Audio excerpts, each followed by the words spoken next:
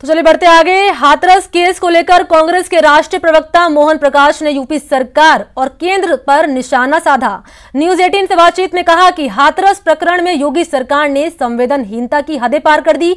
मोहन प्रकाश से बातचीत की हमारे संवाददाता गोवर्धन चौधरी ने।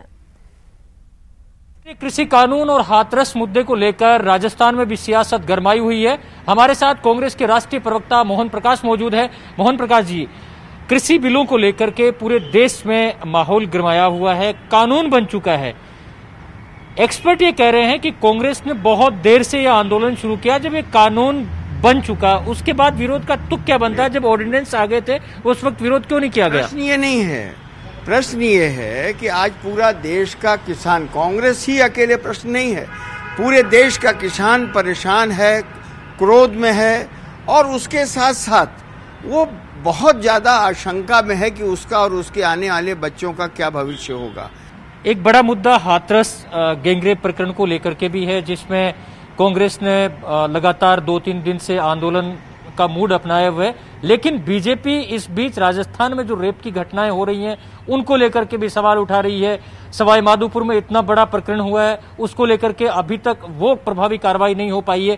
तो आरोप बीजेपी का ये है कि कांग्रेस को हाथरस और दूसरे स्टेट का रेप लगता है। अपने राज्य में जो कांग्रेस शासित राज्य में जो रेप होते हैं उनमें उसका रुख है बदला हुआ नजर आता है। नहीं, कांग्रेस का कहीं भी आपने देखा कि जहां भी ये घटनाएं हो, किसी भी बच्ची के साथ हो, वो गलत है और कांग्रेस हमेशा आगे बढ़कर इस तरह की घटनाओं को रोकने के लिए और आरोपियों पर कार्रवाई करने में 1 घंटे की भी देरी नहीं करना चाहती।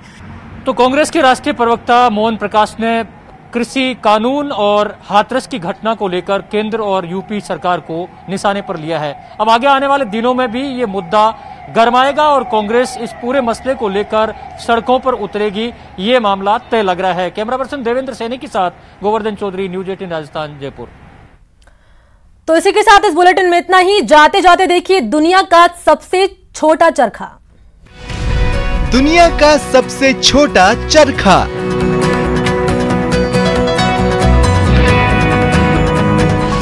छोटे चरखे से बापू का बड़ा संदेश।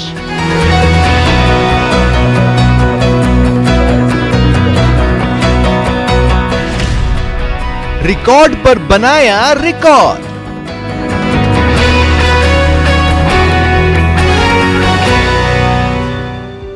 ये सबसे छोटा चरखा, इतना छोटा कि ये उंगलियों में समा जाता है। लेकिन महज 3.81 मिलीमीटर का ये चरखा सिर्फ शो पीस नहीं है, बल्कि इससे सूत की कताई भी होती है।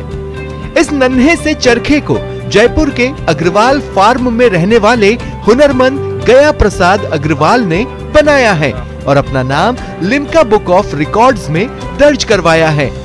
लेकिन गया प्रसाद का इसे बनाने का मकसद सिर्फ रिकॉर्ड बनाना भर नहीं था, बल्कि युवाओं को इस चरखे से बापू के आत्मनिर्भरता का बड़ा संदेश देना है। महात्मा गांधी जी का संदेश, महात्मा गांधी जी का जीवन, महात्मा गांधी जी का विचार था, वो आत्मनिर्भर की तरफ जाता था। यानी वो अहिंसा नहीं चाहते थे, वो शांति से सब कुछ जीतना चाहते थे।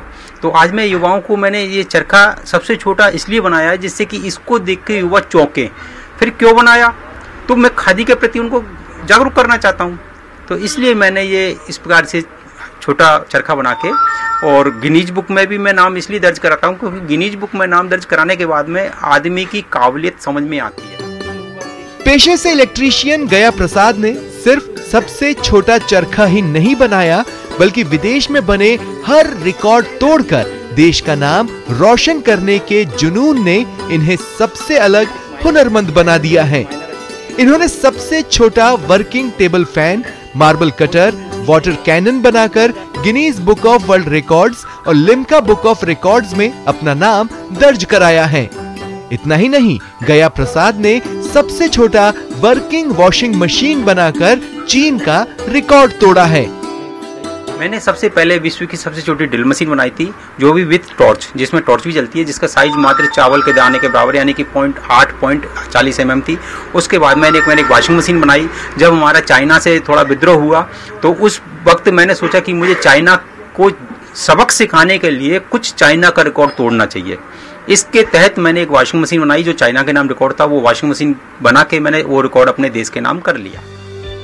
कई छोटी चीजों का वर्किंग मॉडल बनाकर रिकॉर्ड बनाने वाले गया प्रसाद ने गांधी जी के प्रिय भजन को पंगत के धागे पर भी लिखा है।